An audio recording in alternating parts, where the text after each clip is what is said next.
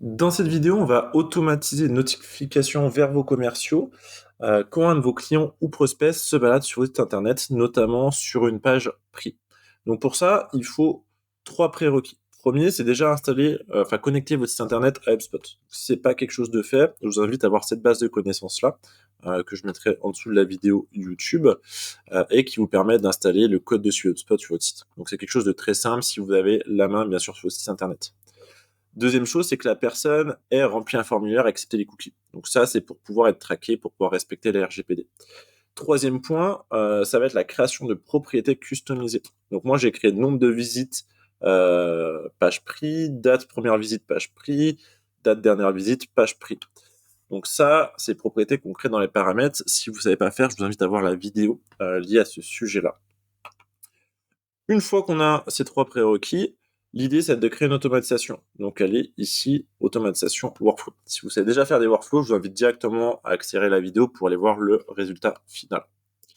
Donc, créer un workflow à partir de 0. Et sur ce premier carré-là, on va choisir l'élément qui va déclencher l'automatisation. Donc, nous, on veut déclencher l'automatisation quand un de nos contacts va visiter le site. Donc, on va tout simplement taper visite ici. Et on a interaction numérique, page visitée. Très simple. Ce qu'on veut, c'est déclencher l'automatisation quand quelqu'un visite une page précise. Donc, soit on clique sur le nom de la page ici et l'indé, et là, on a la liste déroulante de toutes les pages qui sont connectées à HubSpot. Moi, je vais faire autrement, c'est que je veux que ça va pas être là. Cette domaine d'URL, je vais plutôt faire comme ça.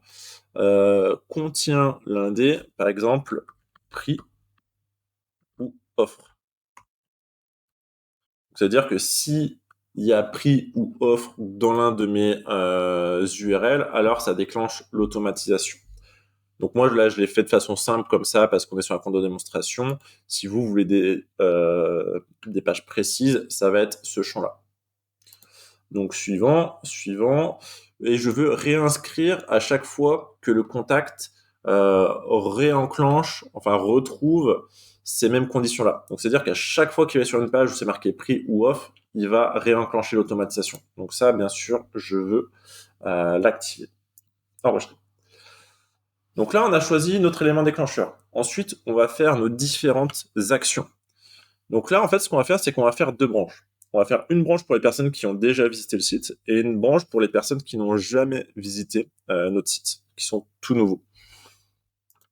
Donc branche, condition et où. Première condition, c'est qui a déjà visité. Donc pour ça, ça va être très simple. On va aller sur les propriétés du contact. Rappelez-vous, on a créé des propriétés via ça. Et donc du coup, ça va être nombre de visites. Donc si le nombre de visites est supérieur ou égal à 1, c'est-à-dire qu'il a déjà visité notre site. Sinon, donc si aucun des critères n'est rempli, ça veut dire qu'il n'a pas visité. Ah, on enregistre. Donc là, ça nous fait deux branches distinctes. On va commencer par la branche de gauche. Donc s'il a déjà visité, nous, ce qu'on veut faire, tout simplement, vu qu'il fait une deuxième visite, une troisième, une quatrième, c'est qu'on va choisir les actions ici. Donc action CRM, ce qu'on veut, c'est incrémenter le nombre de visites. Donc augmenter ou diminuer la valeur d'une propriété. La valeur qu'on veut augmenter, c'est le nombre de visites prix, donc celle que j'ai créée avant, de 1. Donc c'est-à-dire qu'à chaque fois qu'il enclenche l'automatisation, ça augmente de 1. Comme ça, je peux savoir si c'est quelqu'un qui visite souvent ou pas cette page-là. Ensuite, ce que je veux, ça va être de définir la date de dernière visite. Donc là, ça va être modifier la fiche d'information qui va être du coup prix et c'est date dernière page prix. Bon, c'est vrai que j'aurais pu la nommer date dernière visite page prix. Utiliser la date de fin de l'action. C'est-à-dire qu'à chaque fois qu'il va passer en automatisation, ça va mettre la date du jour de l'automatisation. Donc la dernière date où il a visité. Et enfin, ce que je veux, c'est envoyer un petit mail au commercial. Donc là, ça va être envoyer un mail de notification interne au propriétaire du contact pour lui dire visite page prix, 2 petits points,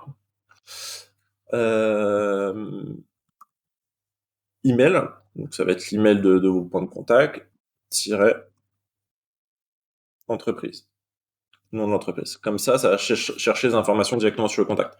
J'ai mis email, mais vous pourrez très bien mettre nom, prénom. Et pour le corps de l'email, je m'en vais de Pierre, je fais un copier-coller. Hop. Donc je registre. On peut même aller plus loin. C'est que cette notification-là, on l'a envoyée par email, mais on peut très bien aussi l'envoyer sur Slack ou sur Teams. Envoyer une notification, soit à des utilisateurs précis, soit par exemple sur un canal. Par exemple, là, je peux créer un canal visite ou site web. Boum, canal général, le message, et je fais exactement pareil que les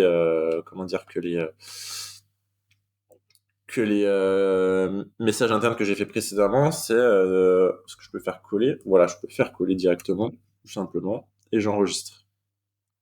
Du coup, tout le monde reçoit en même temps une notification sur Slack. Ça marche aussi sur Teams. Donc là, on a fait notre branche d'automatisation pour ceux qui sont déjà qui ont déjà visité. Donc on incrémente, on met à jour la date de dernière visite et on informe les commerciaux. Quand c'est pas visité, là du coup c'est un petit peu plus différent. C'est que là on va modifier cette fois-ci la date de première visite. Donc modifier la fiche d'information,